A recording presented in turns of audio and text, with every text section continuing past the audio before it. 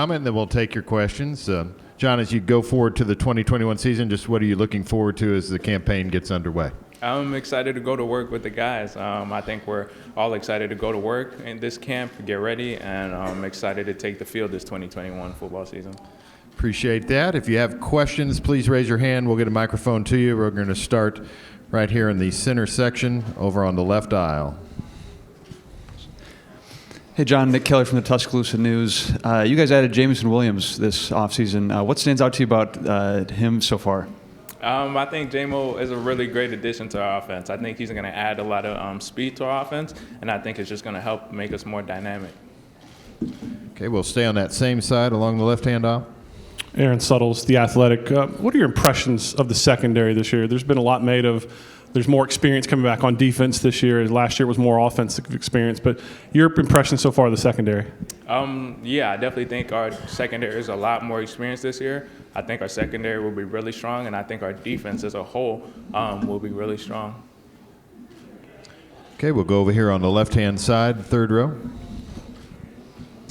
Stephen Smith, Touchdown Alabama Magazine. John, you have Bill O'Brien as the offensive coordinator now. What do you think he's going to bring to continue to help that offense elevate more, like what Sarkisian was able to do? I think Coach Sark did a great job. I think we're very excited for Coach O'Brien. Everyone kind of knows who he is and what he does, and the way he likes to play. So I'm really excited to have his mind collaborate with the Alabama offense. Okay, we're going to go right here in the center section, third row back. John, good morning. Tony Sakalis, Bama Insider. What have you seen from Bryce Young from a leadership standpoint? And there's been a lot of conversation, too, about his NIL earnings. What do you feel about that as well? I think those on that subject is more personal. I think he would be somebody better to ask than me, but I think he's definitely coming along in the leadership role, definitely stepping up to it. He's definitely excited for his opportunity, and he's definitely doing a really good job of it. John, we're going to go over here to the second row on our left. Yeah, hey, John, about your offense in the spring, a lot of turnover in personnel. What did you see from the offense in the spring? What do you think your strengths are going to be? I think we saw a lot of good opportunity in a lot of young guys. I think we saw a lot of potential in a lot of young guys, and a lot of young guys that can step up and help. So we're definitely excited about that. Okay, we'll go right down in front of us in the front row. Yeah, John, Kerry Clark, BamaCentral.com. During the 7-on-7 workouts throughout the summer that you guys have done informally, can you talk about, just name me a few of the young receivers that stood out to you? A lot of the receivers have stood out. I think all the guys in the freshman class are doing really good. Ajay, Bake is doing really good. Slade, even the older guys. I think just as a team, everybody is coming along. Okay, we'll go right behind him on the second row. Oh, other side. There we go. Hey, John, Tyler Martin of Bama Central. You've seen a lot of turnover in the wide receiver room, 4 first-round picks in the last 2 years. Do you feel like the guy this year heading into this season? Are you embracing that role, and where do you kind of want to see your leadership grow? I definitely think it's a role that I'm embracing. Having learned from all the guys before me, I'm definitely excited about it. I'm looking forward to being able to teach the young guys things and definitely lead the receiver room. So I'm definitely looking forward to that. We're going to go 2 rows back from that, right in the middle again. John, there's a few Canadians in the SEC, including a player at Mississippi State. There's a Canadian citizen playing here in the U.S. for a while now. What disadvantages, if any, do you face compared to American teammates, and how have COVID restrictions impacted being able to go home and see your family? There are definitely a couple. I think being Canadian definitely makes things a lot harder here and there. With a lot of paperwork and things like that. With COVID, it has been kind of tough not being able to see family for quite some time, or having them come to games and things like that. But I think it's important to keep in mind that it's something everybody's dealing with. Everybody has something to deal with in the COVID situation. So it's kind of just remaining focused and just remaining focused. Okay, we're going to go to the center section along the right aisle.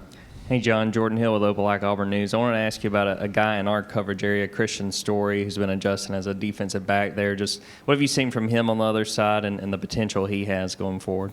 I definitely think Christian Story has a lot of potential. He's definitely coming along, especially just playbook-wise, physicality-wise, and things just being in the program does to you. So I definitely am excited for him as well. We're going to the center section on the left aisle, about three-quarters of the way back. Hey, John Talty of AL.com. To follow up on a question you got earlier, what was your initial reaction when you found out Bill O'Brien was hired? And I guess what does it say about Coach Saban and the Alabama program that they were able to add Bill O'Brien and Doug Marrone, two guys who were NFL head coaches a year ago? I think I was excited when I heard.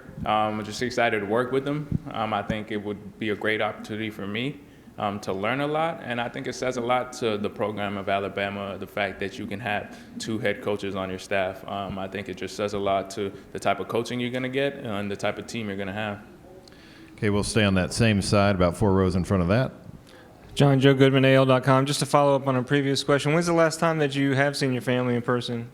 Man, it might be around two-ish years. It's been quite a while, yeah. How did you guys celebrate the national championship? It was they weren't really there for it. I think one of my brothers got there for it, but it was kind of just being on the phone with them. Of course, they were happy for me, and I was happy. So we've kind of just been handling it as best as we could. John, we're going to go down front here to the right, third row. John, Mike Rodak with AOL.com. How has social media, how much pressure have you felt with social media to grow your audience and grow your brand because of NIL? And has your Canadian citizenship affected your potential earnings with NIL at all? There were a lot of questions about that with my Canadian citizenship affecting it, but Alabama has done a great job of giving me the help I needed to figure it out. As far as social media, I don't really feel any pressures from it. Just because I'm aware that as long as I continue to make production on the field and do what I'm supposed to do on the field, opportunities off the field, they'll definitely be there. John, we're going to go over to our left. Edgar? Yeah, Edgar Thompson with the Orlando Sentinel. You played in plenty of big games, I know, but what do you anticipate with the atmosphere in the Swamp September 18th? And what kind of measuring stick game could that be early in the season for you guys?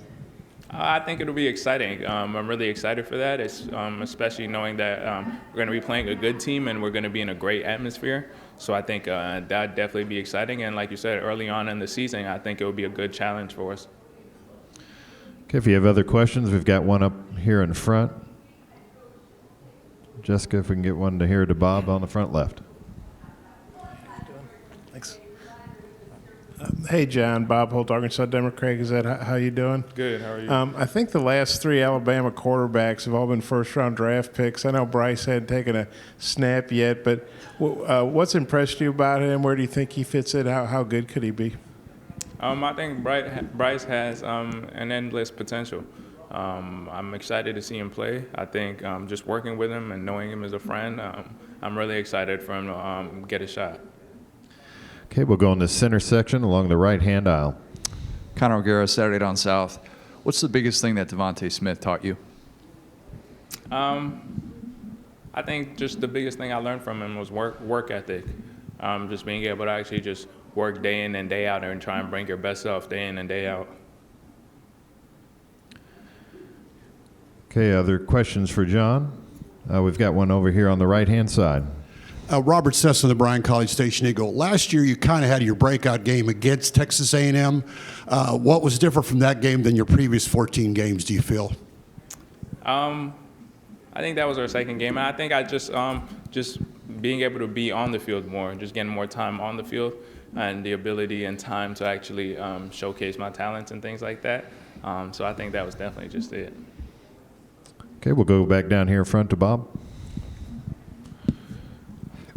How tough is it when you haven't been able to see your family, and you can't remember the last time? I guess you said about 2 years, but not even the exact time. And I was kind of like that too.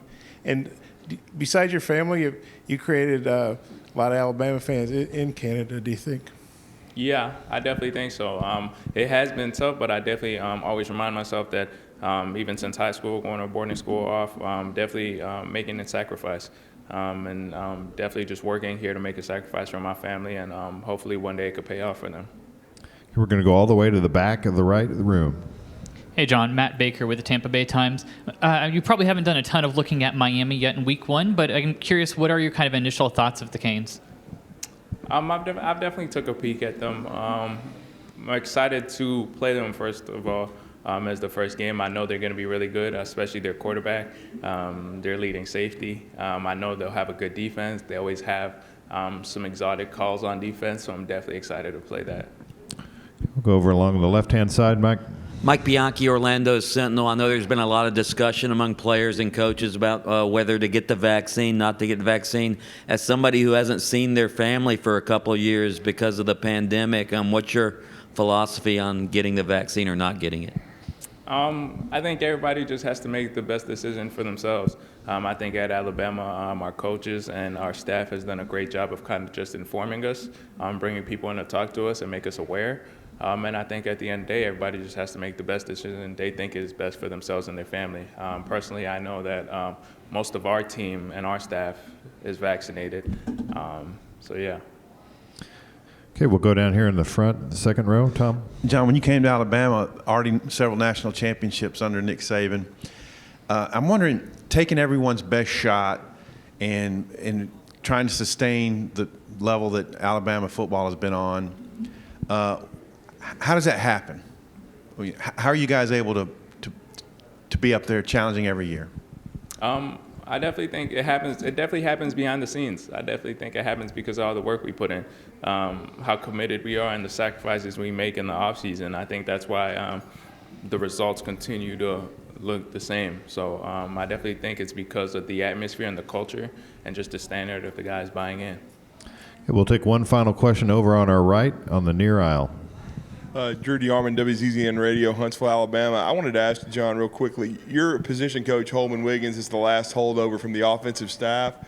Tell everyone about how he is in the room with you guys, and how does he improve your game, and how he teaches the wide receivers position. Coach Wiggins is special. Coach Wiggins is definitely special. I think as a competitor and as a true competitor of the sport, a person who wants to study the sport, be a student, and get better, you just really couldn't ask for a better coach. All right, John, thank you for your time. Good luck this year. Thank you.